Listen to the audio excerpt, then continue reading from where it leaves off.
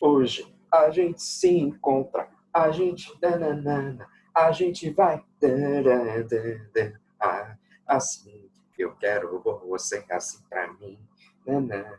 Eu quero você assim, por quê?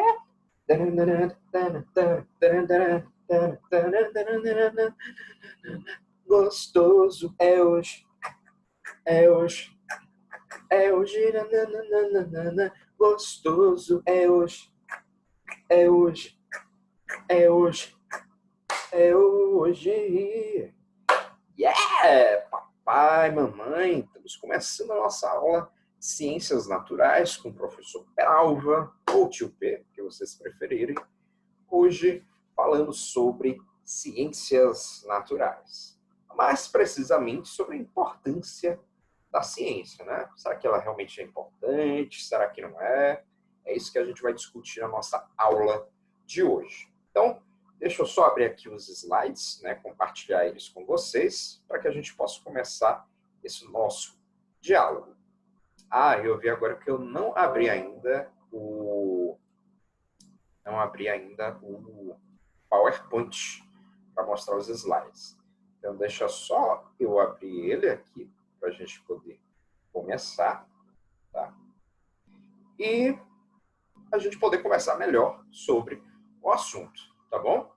E além da gente falar disso, né, sobre o que é a ciência, se ela realmente é importante ou não, a gente vai também, a gente não, eu vou apresentar para vocês a nossa proposta de avaliação da disciplina de Ciências Naturais, tá?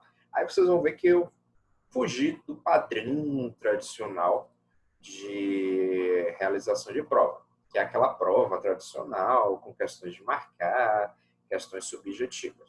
Eu propus a gente fazer um trabalho de, no máximo, 3 páginas. Vocês vão ver que é bem simples, né? Eu creio que vocês já devam ter feito isso em outra disciplina. Não como avaliação. Vocês devem ter feito exatamente como trabalho, certo?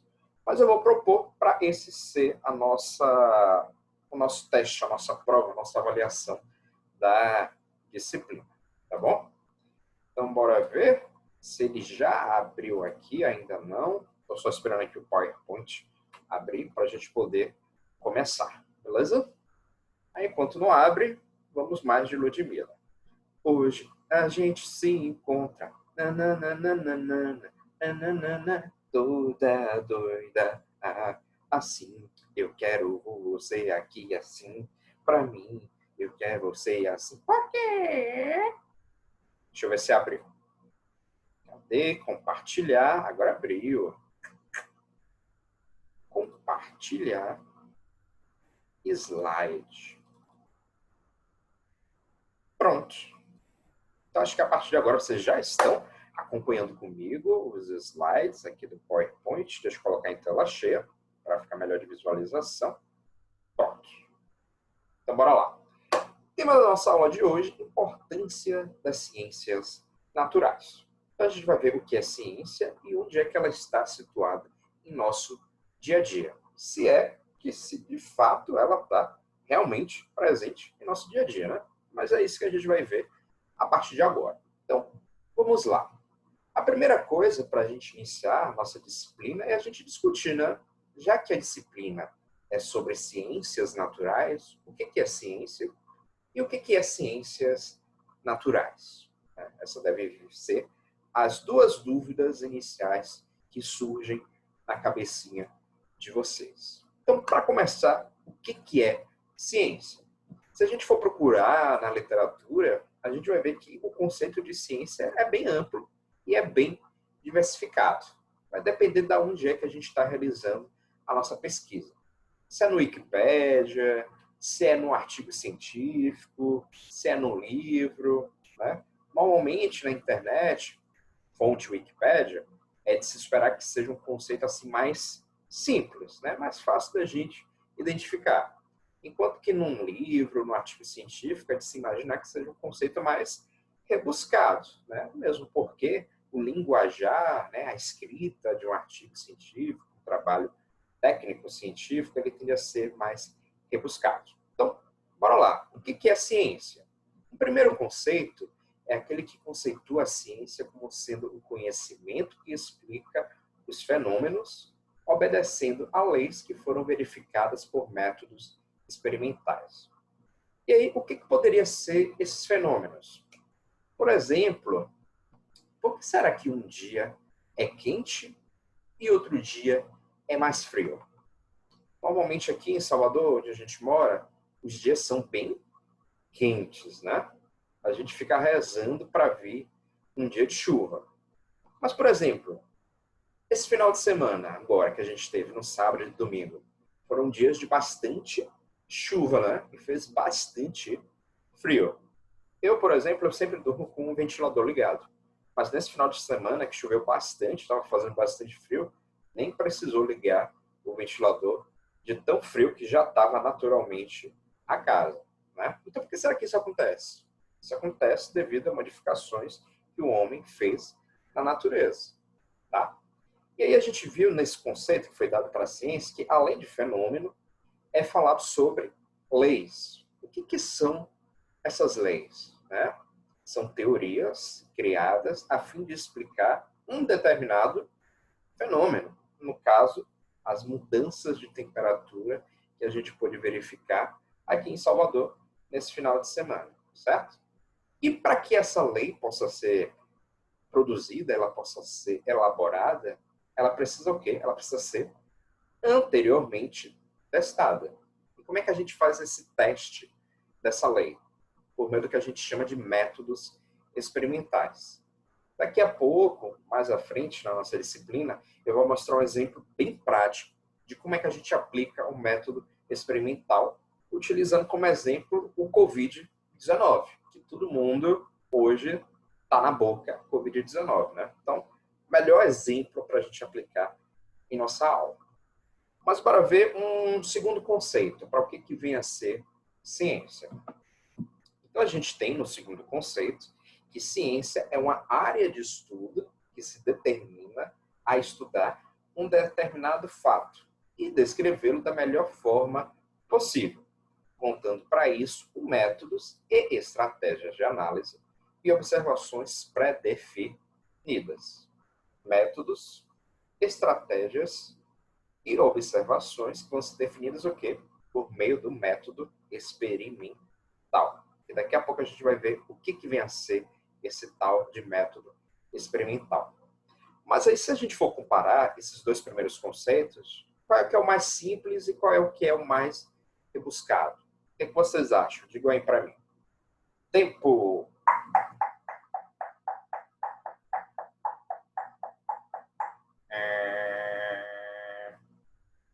O primeiro é o mais simples de todos, né?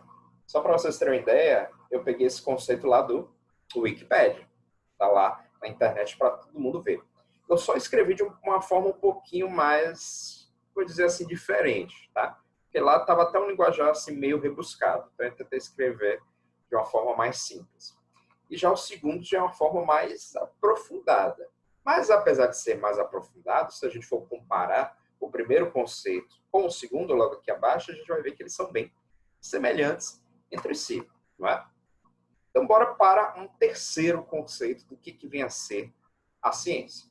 Nesse terceiro conceito, ele conceitua a ciência como sendo a arte de procurar conhecer para poder saber, explicar e replicar. E aí vem a dúvida, né? Peralva, tio P, eu não entendi muito bem o que você quis dizer com esse terceiro. Apesar de ser o mais simples dos três conceitos que você apresentou hoje aqui para gente. É fácil. Primeiro, né? Por que ele diz que a ciência é uma arte? Né? E a gente tem que lembrar, né? O que é arte? Então, a arte normalmente está ligado ao quê? A um espetáculo, algo que chame a atenção das pessoas. E a ciência é justamente isso. É uma disciplina que está totalmente atrelada ao nosso cotidiano. E ela vai chamar a nossa atenção justamente por ela ser do nosso dia a dia. Então, ela é uma arte. É a arte de procurar conhecer, né? Por que os dias amanhecem e escurecem? Porque o nosso planeta, ele faz o quê? Aquele processo de rotação. Então, por isso que o dia amanhece e escurece. Mas isso o aluno só vai saber como? Por meio do conhecimento. E como é que esse conhecimento ele se constrói na gente? Por meio do estudo, né? A gente vai no colégio, os nossos professores passam esse conhecimento, a gente reforça esse conhecimento que a gente adquire com os nossos professores por meio dos livros, a gente reforça por meio dos estudos que nossos professores passam, né? Então a gente pega lá o nosso caderno, aí a gente faz as nossas anotações no caderno, para que a gente possa reforçar esse conhecimento que a gente está adquirindo. Então, é a arte de procurar conhecer para poder saber explicar. Então, se uma criança, né, se a gente aprendeu que os dias, né, eles têm manhã e noite, e uma criança te perguntar por que acontece isso, Ednário? Por que isso acontece, Juliana? Por que isso acontece, Samela? Né? Por que isso acontece? É muito simples. Você vai explicar para ele. O nosso planeta ele não está parado no universo. Ele se move, apesar de não ser tão nítido para a gente. Ele se move de forma devagar. E é por isso que a gente vê que o dia, a noite tende a aparecer, mas isso acontece devagarzinho, não é no piscar de luzes, né? Não é no piscar de dedos, estava tentando lembrar esse nome, não é no piscar de dedos. O processo gradual é um processo natural. E por que replicar? Porque uma vez que você tem esse conhecimento, você vai poder passar ele à frente para outras pessoas. No caso da gente aqui, no curso de licenciatura em Pedagogia da São Salvador, o que a gente vai fazer? A gente está tendo essa disciplina de Ciências Naturais, então a gente vai ter conhecimento em relação a uma série de coisas. Por exemplo, o que é uma célula? Se realmente todo indivíduo, todo ser vivo, ele é dotado de célula. A gente vai ver quais são os tipos de células e o que a gente pode fazer em sala para ficar mais claro isso para os nossos alunos. Então, isso vai ser a parte de metodologia. O que a gente pode fazer de prática dentro da sala de aula para que os nossos alunos possam compreender isso?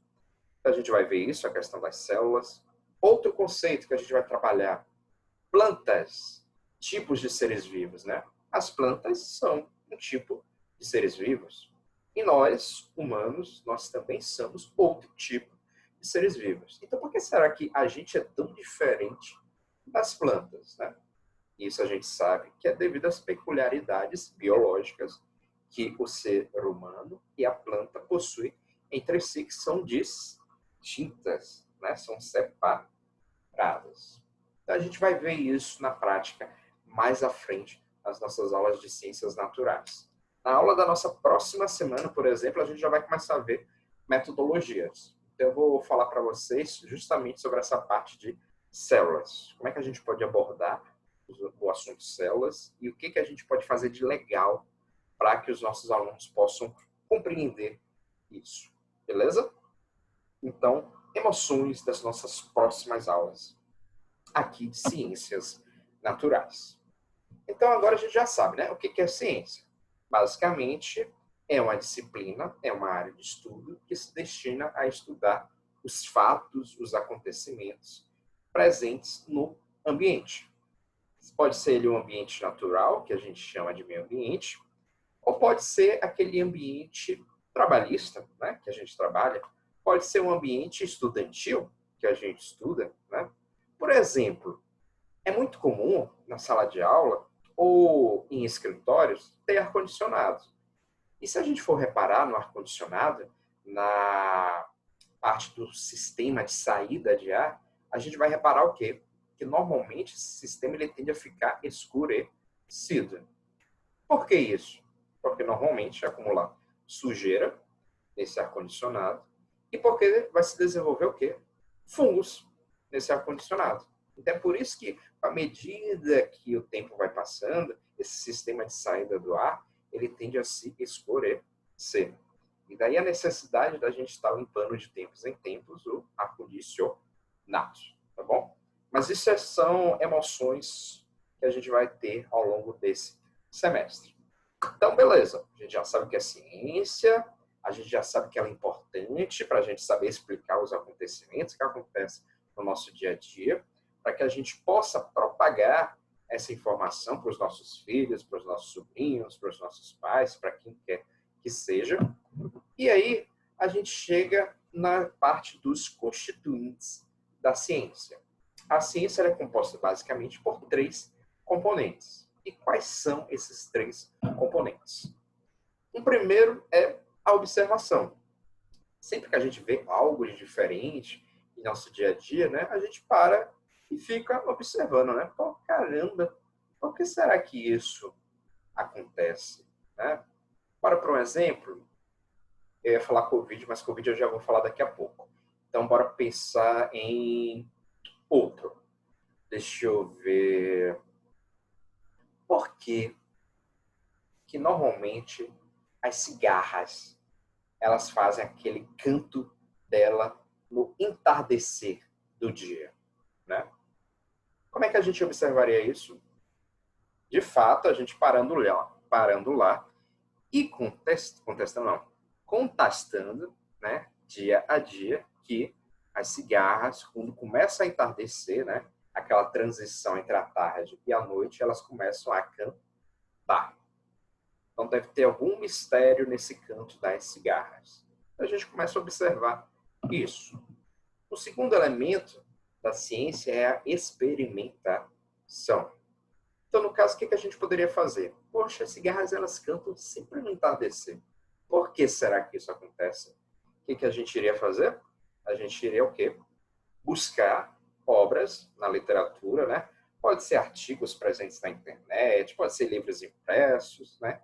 Que abordassem o assunto cigarras. A gente iria estudar e verificar se existe realmente um determinado horário em que as cigarras elas tendem a cantar. E o terceiro e último elemento, né, que compõe a ciência seria a criação de uma lei, a criação de uma teoria. Então, se a gente fosse estudar sobre as cigarras, a gente ia ver que realmente elas tendem a cantar mais durante o entardecer. Por que isso? Isso está relacionado à biologia desse organismo.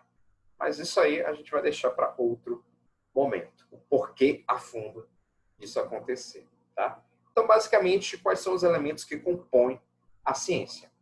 Observação, a gente para lá e observar um fato que está acontecendo.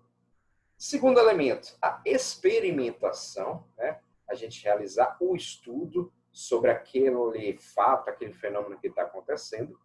E o terceiro e último, que é a criação da lei ou da teoria, né? Que a gente poderia dizer de conclusão, o grande ápice desse nosso estudo, que a gente definiu o porquê desse fenômeno, desse fato acontecer de fato. Beleza?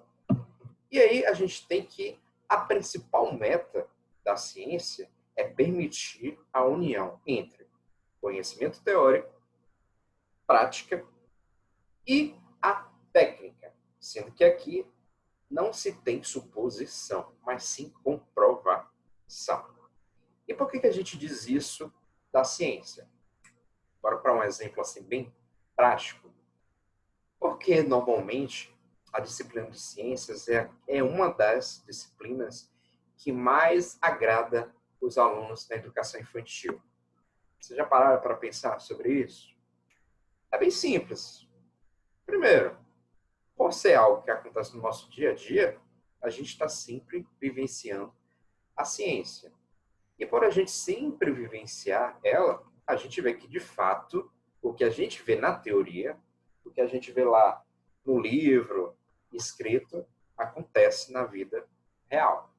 Então, isso já é algo que chama bastante a atenção dos nossos alunos.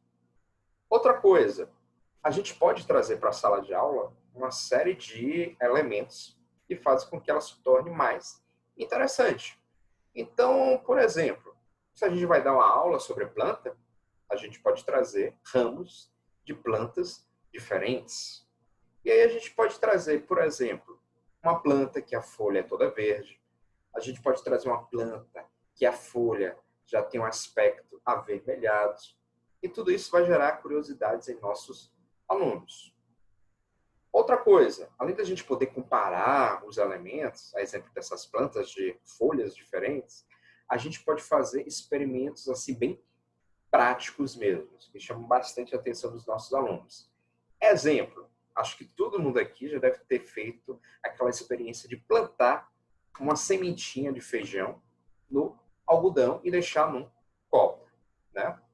Esse é um exemplo bastante legal. Por quê? A gente vê uma semente que talvez a criança não desse muita bola, ela dá origem a uma planta, né? E aí toda criança, quando ela percebe que a planta ela já está se desenvolvendo, né? O que ela quer? Ela quer que a planta cresça cada vez mais e mais. A criança já se empolga toda com aquela planta que está se desenvolvendo. Então isso já chama mais a atenção dela.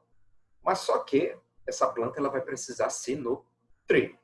Aí qual é o processo natural? A gente pega a sementinha do feijão, coloca no algodão molhado, né? E molha todo dia um pouquinho. Ela vai se desenvolvendo, mas vai chegar uma hora que ela vai morrer. E aí é o momento que a criança fica triste, né? Por que que o meu pezinho de feijão ele morreu? Muito simples, porque acabou a fonte de nutrição daquela planta, né? À medida que ela vai crescendo, ela vai se alimentando do quê? Daquele tegumento do feijão que ela estava ali crescendo. Mas só que vai chegar uma hora que ela vai comer, né? Entre aspas. Ela vai se nutrir de todos os nutrientes presentes naquele tegumento do feijão. E aí ela precisa de outra fonte de energia para poder continuar crescendo. Mas só que no copinho a gente deixou só o algodão. Então não tem mais fonte de nutrição. Então o que vai acontecer? Aquele pezinho de feijão vai morrer. Mas se a gente colocasse lá uma terra, né? Essa planta iria continuar se desenvolvendo. Então a gente pode fazer, por exemplo, esse tipo de experimento quando a gente for falar sobre plantas dentro da nossa disciplina de ciências naturais. E aí eu vou mostrar para vocês outras estratégias, outras metodologias que a gente pode aplicar em sala de aula para que as nossas aulas fiquem mais eficazes, que é o tema da nossa aula da semana que vem de ciências naturais, tá bom? Beleza, então esses são elementos que tornam a aula de ciências bastante interessantes para os nossos alunos. E por que matemática não é interessante para os alunos? Né? Normalmente, matemática é a disciplina que o quê? A gente mais odeia, né?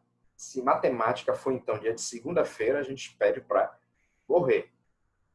Né? E qual é o problema da matemática? Normalmente, a matemática ela está atrelada ao quê? Somente à teoria. Você pode até dizer, não, Marcos, mas tem a prática, que é aquele momento que a gente está ali realizando o cálculo. Sim, eu concordo, fato. Mas, por exemplo, quando a gente estuda o ensino médio e a gente começa a ver log de não sei o que, log de não sei o que lá, matriz de não sei o que, matriz de não sei o que lá. Agora me diga, onde é que você usa o log e a matriz em seu dia a dia? Quando é que a criança vai usar o log e a matriz em seu dia a dia?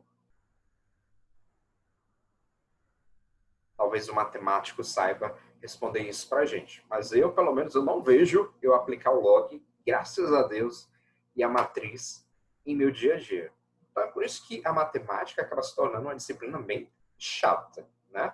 Mas a gente pode, por exemplo, mesclar ciências com matemática. Por exemplo, a gente não vai trabalhar com a questão de desenvolvimento de um feijão. Então a gente pode, sei lá, por exemplo, a gente escolhe 10 sementinhas de feijão e a gente vai submeter essas 10 sementinhas a processos diferentes de desenvolvimento, né? A gente pode colocar 5 no algodão e 5 plantadas diretamente na terra. E a gente vai ver que elas vão se desenvolver de forma diferente.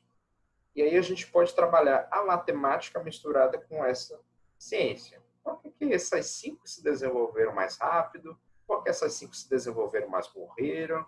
Né? Se alguma tiver alguma modificação no processo de desenvolvimento, tais como mudança na sua folha, a gente pode discutir isso, né? Para contar quantas plantas, quantas sementinhas elas tiveram um processo diferente no desenvolvimento da sua folha. Então, tudo isso a gente pode atrelar. Inclusive, é um dos quesitos que chama mais atenção na Base Nacional Comum Curricular, que é a gente tentar mesclar os conhecimentos de uma disciplina dentro da outra, né? Por exemplo, eu fiz o meu ensino fundamental lá na década de 90.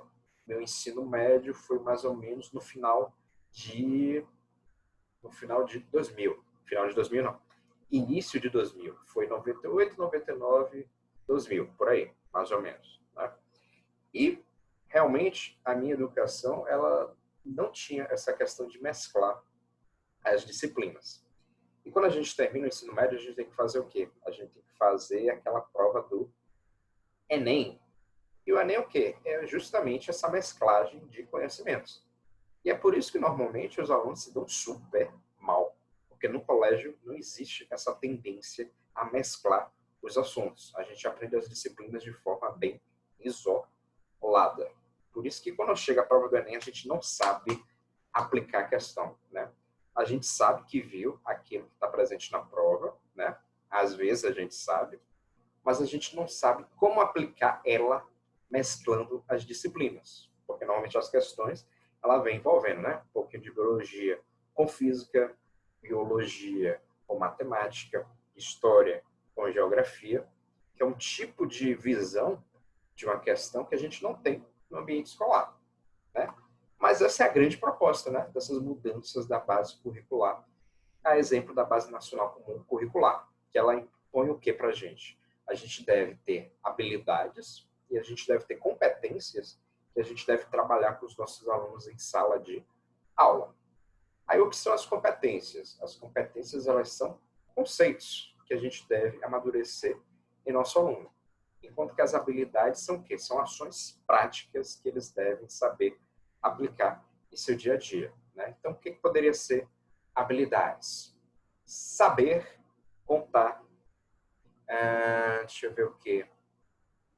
Pontuar os elementos presentes em um determinado ambiente, ler eficientemente textos, por aí vai, né? As habilidades, elas sempre vão se iniciar com um verbo do indicativo. Escrever, refletir, por aí vai, tá? Verbos no infinitivo. E aí a gente chega a uma outra dúvida dentro da nossa disciplina. E essa dúvida de agora é, mas como se comprova algo em ciências, né? Como é que a gente prova que um determinado fenômeno que a gente está vendo na natureza é um fenômeno real, de fato? É um fenômeno que pode ser prejudicial para a gente, né? O que a gente tem que levar em consideração em relação a isso? Super simples, super fácil. Já tinha até comentado com vocês anteriormente. Para que a gente possa fazer isso, a gente deve utilizar o que a gente chama de método científico. E o que é esse método científico? Nada mais é do que um conjunto de regras e procedimentos que devem ser seguidos a fim de se alcançar um resultado. Resultado este que pode ser tanto positivo quanto negativo. E normalmente essa é uma ideia que os alunos não entendem muito bem, né? Como é que um resultado pode ser negativo? A gente sempre imagina que o resultado deva ser positivo. Mas esse que é o grande, isso que é a grande sacada da ciência. Na ciência nada é estático, tudo está em movimento. Então o que hoje é aceito como verdade, mais à frente, daqui a 1, 2, 3, 4 ou 5 anos, essa verdade ela pode se tornar uma mentira, algo negativo. Então nada é 100% verdade. Ele pode mudar ao longo do tempo. Então, para isso ficar mais claro, quais são as metodologias, né? Qual é o método de realização do chamado método científico? Ele vai consistir, basicamente, de 5 ou 6 elementos. E quais são esses 6 elementos? Primeiro, observação. A gente deve, né, observar um determinado fenômeno. A exemplo do canto da cigarra, que eu falei anteriormente. Além da observação, a gente deve o quê? Perdão. criar uma pergunta, que é o problema de pesquisa. No caso da cigarra, que a gente viu anteriormente, o problema, né, essa pergunta poderia ser: por que as cigarras cantam ao entardecer? Esse seria o seu problema de pesquisa. Então, além da observação, além do problema de pesquisa, que é a pergunta, a gente teria a hipótese. E o que é a hipótese? A hipótese é a provável resposta a problema de pesquisa que você criou. É a provável resposta à pergunta que você criou.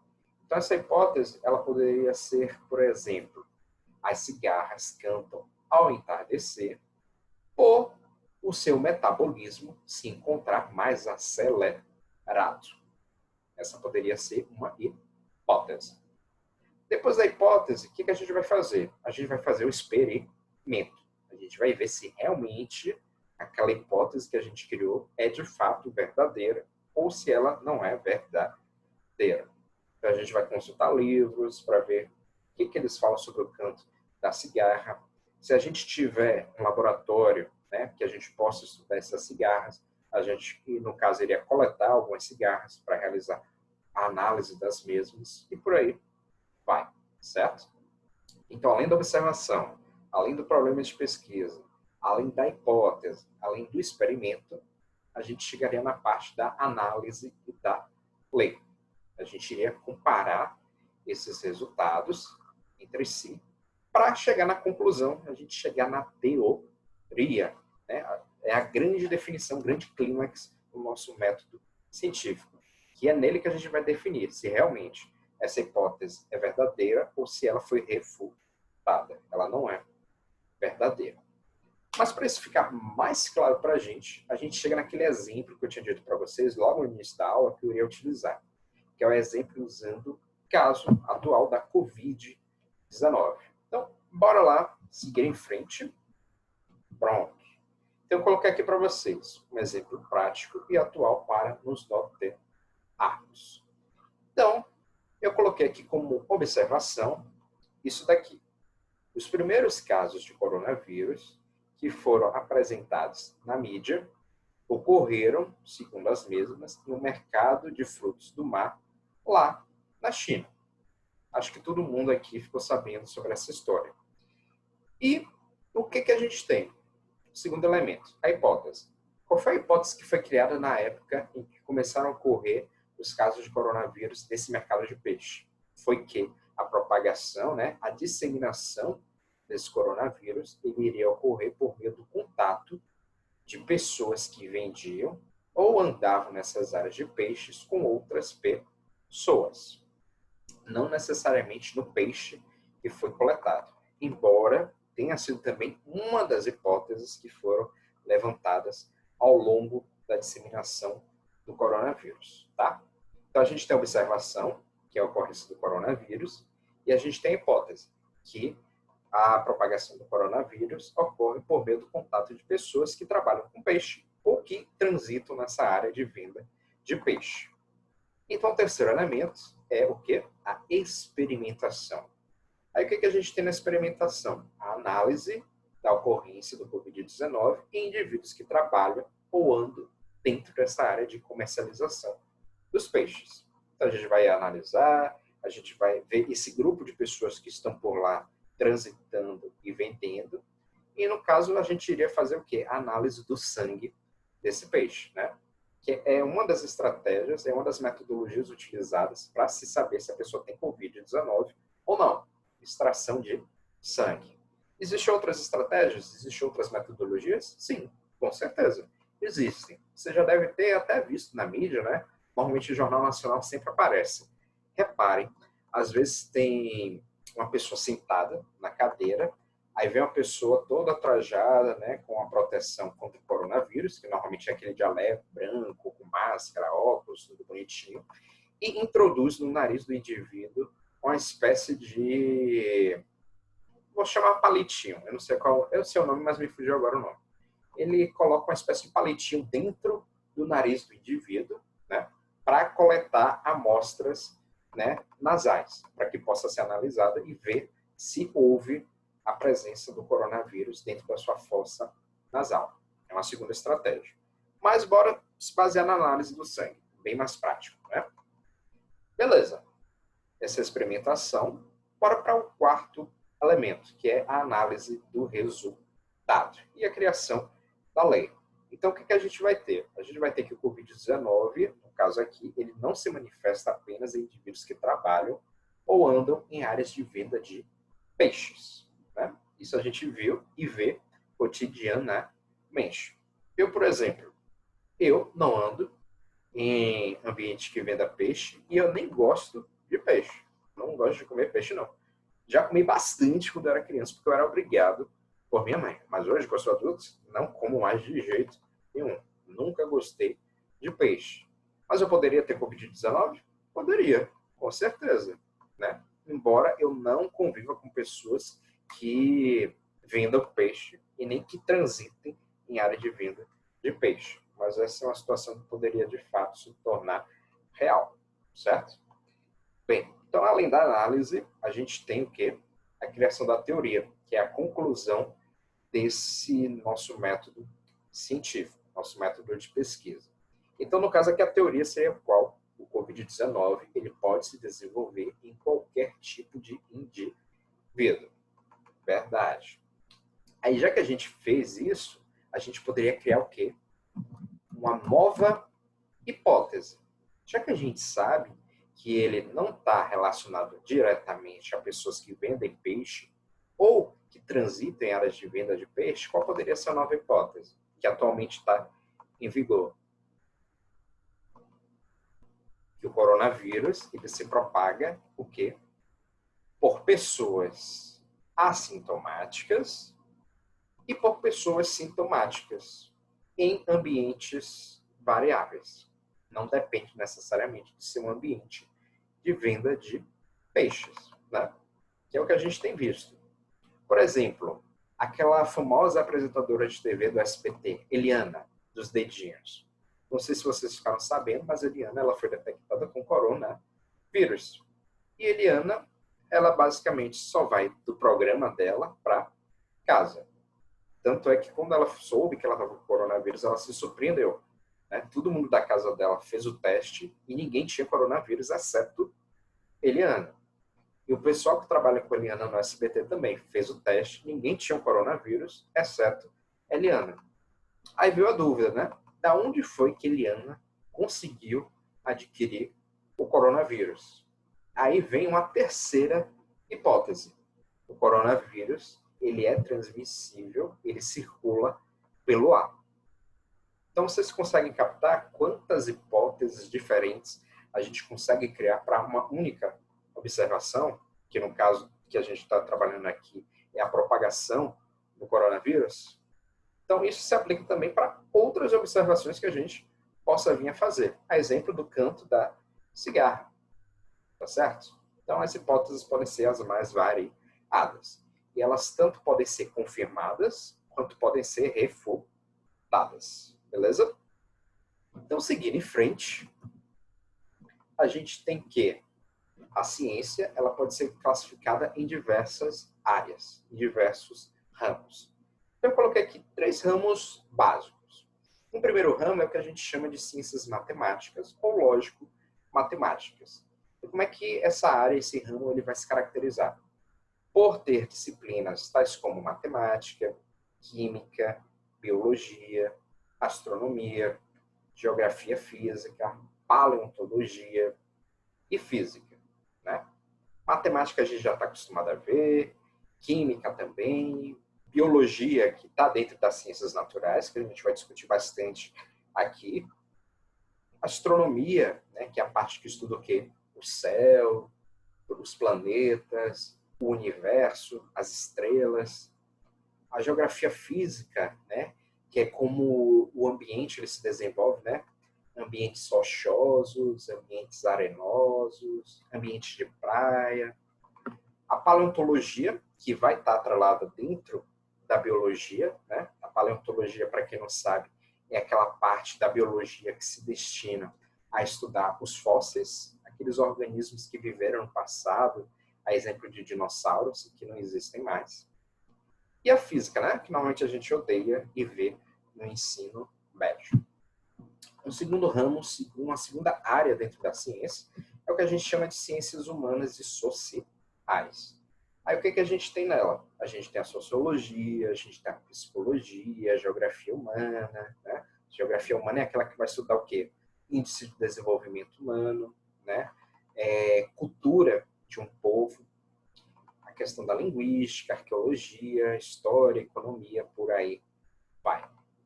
Um terceiro ramo que eu coloquei, que são as chamadas ciências sociais ou ciências aplicadas.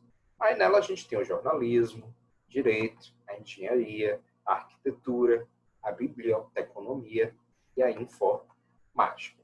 A gente tem mais áreas? Com certeza. Mas aqui eu só coloquei algumas, e mesmo sendo algumas, né, no caso 3, vocês já veem que dentro delas a gente tem muitas outras sub-áreas. Então, a ciência é bastante ampla.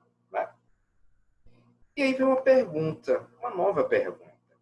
Onde é que a ciência ela está em nosso dia a dia? Vocês conseguem perceber ela em seu dia a dia? Eu creio que certamente vocês percebam. Mas, por meio das dúvidas, eu coloquei aqui alguns exemplos para a gente poder refletir. O primeiro caso é a aplicação da ciência aonde, no nosso dia a dia, certo? A gente já sabe disso. É a aplicação da ciência ao você acordar. Como é que você sabe que é o momento de você acordar? Simples, né? Bora para o mais prático.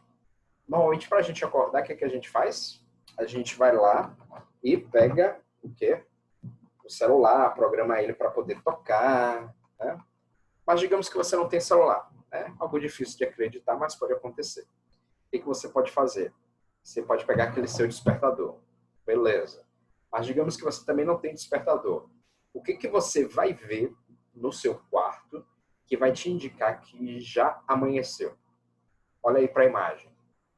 O que você está vendo que, ao você ver em seu quarto, você vai saber, pô, já amanheceu, está na hora de acordar. O que você deve observar é o quê? A presença dos raios solares, né? Quando a gente vai dormir, tá tudo escuro, bonitinho, né? Gostosinho, a gente vai lá, dorme. E quando a gente acorda e começa a ver aqueles raios solares batendo na nossa cara, ou a gente percebe que o nosso quarto já está claro, a gente percebe que, pô, tá na hora de acordar, certo? Outra coisa, né? Como é que você sabe que a ciência está presente ao você se arrumar para ir ao trabalho, ou você ir para a faculdade, ou você ir para uma consulta médica, por aí vai, né? Entre outros compromissos que a gente tem no nosso dia a dia. Muito fácil. Por exemplo, a primeira opção, o vestuário da gente, né? As camisas que a gente usa, normalmente é de quê? Algodão. E algodão vem da onde? Vem da natureza, né? Vem de pés de algodoeira, né? O sapato ali embaixo, né? Ele é feito de couro. Normalmente o couro ele vem da onde? Ele vem de gados, pode vir de cabras, né? Pode vir de outros organismos. Então a ciência está presente também em seu calçado, além do seu vestimento. Coloquei aqui esse shampoo, um shampoo kit oleosidade da Origem, né? É um exemplo que particularmente eu nem conheço, nunca ouvi falar nesse shampoo e condicionador. Mas a gente tem outros que normalmente a gente utiliza no nosso dia a dia, né? Tem Coleston, tem o quê? Tem Head Shoulders, né? Que normalmente é aquele anti-caspa, eu mesmo uso, né? Bonitinho. Tem outros, aquele do Neymar, não sei o que lá, Man. Clear Man. Dentre outros. Aí se a gente for ver, bora ver esse aqui do slide, o que ele diz? Ele é constituído de chá verde e de hortelã. De onde é que sai o chá verde? De onde é que vem o hortelã? De plantas presentes no meio ambiente, né? Então, como é que a essência desse chá verde, a essência desse hortelã, eles são extraídos, né? Graças a estudos que foram realizados. E isso é o quê? Ciência. Foi feita uma observação, percebeu-se que eles poderiam ser utilizados para o tratamento de oleosidade do couro cabeludo, e olha eles aí hoje aplicados em shampoos e condicionadores que a gente utiliza em nosso dia a dia. Então, maravilha, né? Outro exemplo, né? Além de ao acordar, além ao a gente se arrumar para sair, como é que você percebe a ciência dentro do seu dia a dia ao você tomar café? Primeiro, basicamente tudo que a gente come no café está relacionado ao meio ambiente. Seja o suco, seja aquele pão que você come, né? Como é que o pão é formado? O pão é formado por meio de um processo de fermentação. Como é que ocorre essa fermentação? Bem, aí já é um processo mais complexo, né? Mas isso ocorre graças ao quê? A observação e experimentação. Aí verificou-se que conseguia se produzir o pão por meio do processo de fermentação. Isso é meio complexo de se explicar para uma criança, né? Mas a gente vai ver uma forma bem simples de tentar passar essa informação mais à frente na nossa disciplina, né? Os sucos, né? Será que não seria mais prático a gente meter a boca lá no fruto, na laranja e chupar a mesma? Poderia ser, né? Mas certamente a gente ia sujar a boca toda, era capaz de sujar a nossa camisa, né? Então percebeu-se que a gente poderia o quê? Retirar a essência dessa fruta, né? No caso, o líquido, por meio presente nos gomos da laranja, e produzir o suco líquido, né? Que seria mais prático, mais viável de se consumir. Dentre outras coisas. Beleza? Outra coisa, onde a gente vê a ciência. Como é que você já pensou como a ciência está presente ao você estar se dirigindo para o seu compromisso? Aí eu coloquei aqui um exemplo prático que eu acho que todo mundo aqui presente já passou. A gente está num, entre aspas, ponto de ônibus que está atrás de um poste. Quem é que nunca ficou na sombra do poste? Eu mesmo, eu sempre fico.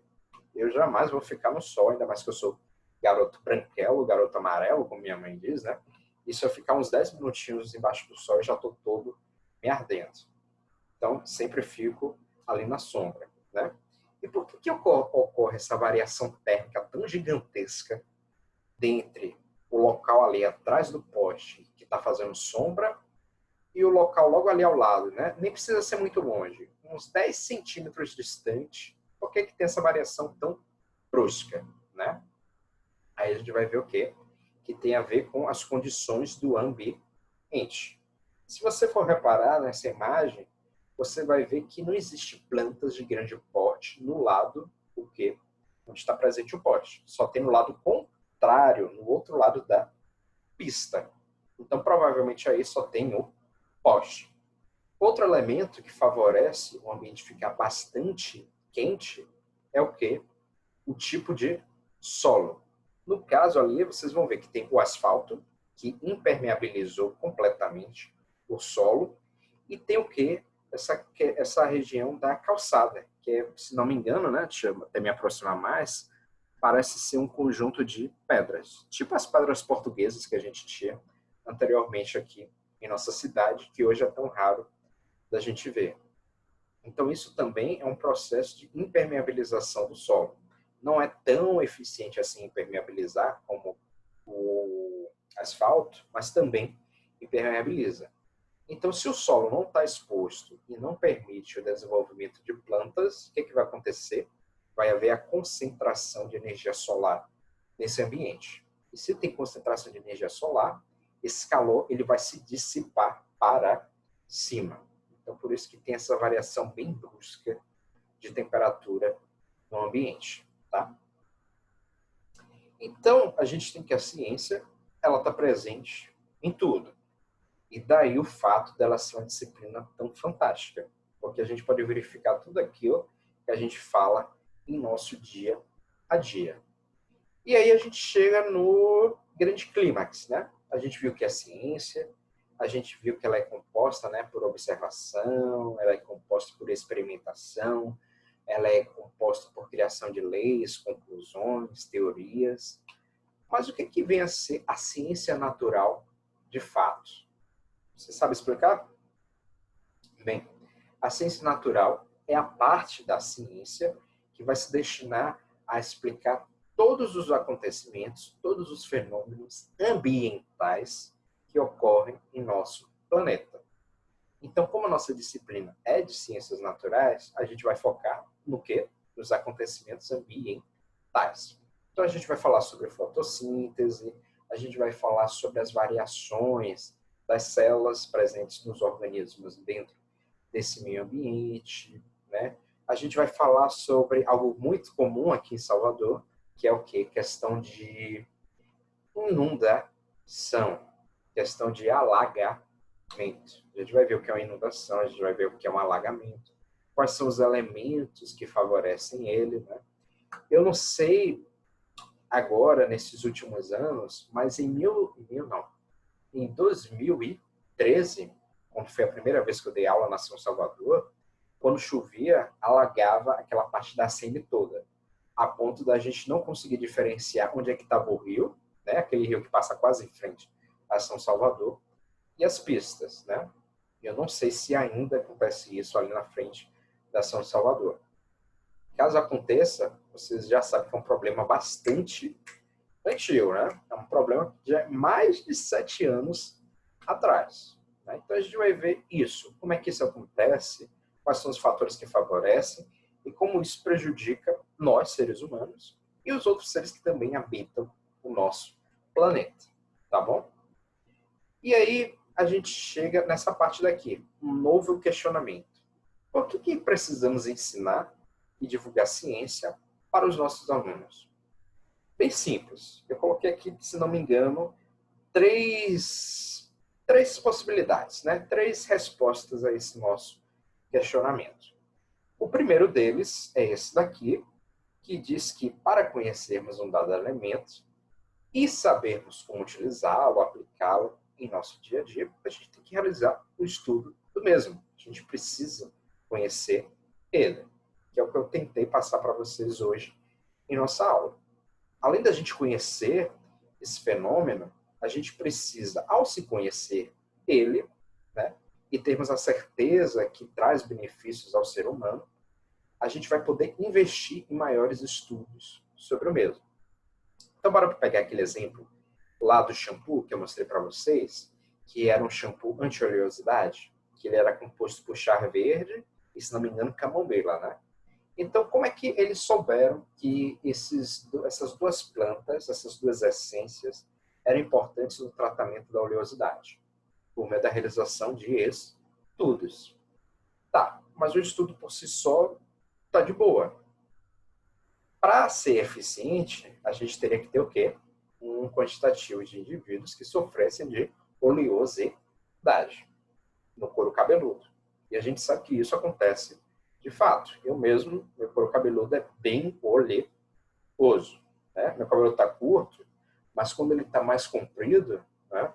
Eu não lembro se vocês lembram do meu cabelo mais comprido logo na primeira semana de aula, dá muito, vou dizer assim, trabalho, né? Porque você sente bem aquele suor descendo, né? Pô, o cabelo está mais comprido, fica até meio nojento de passar a mão, né? Mas o processo é esse mesmo. Por isso que normalmente eu deixo o cabelo bem curto, devido a esse problema na oleosidade do couro cabeludo. Então, por que precisamos ensinar? Primeiro, para a gente conhecer um determinado fenômeno.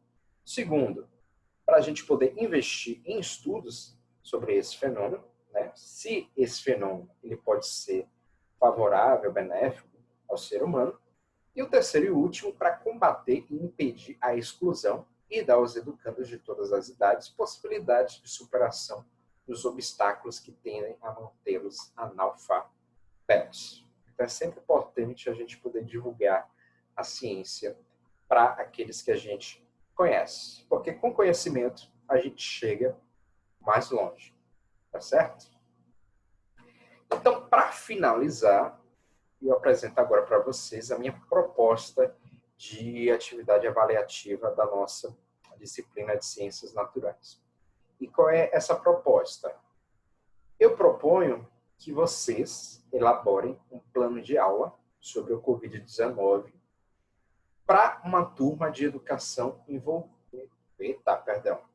Eu proponho que vocês elaborem um plano de aula sobre o Covid-19 para uma turma, não é Covid, para uma turma de educação infantil. E nesse plano, vocês devem propor, dentre as atividades, algo que seja prático. O que poderia ser algo prático?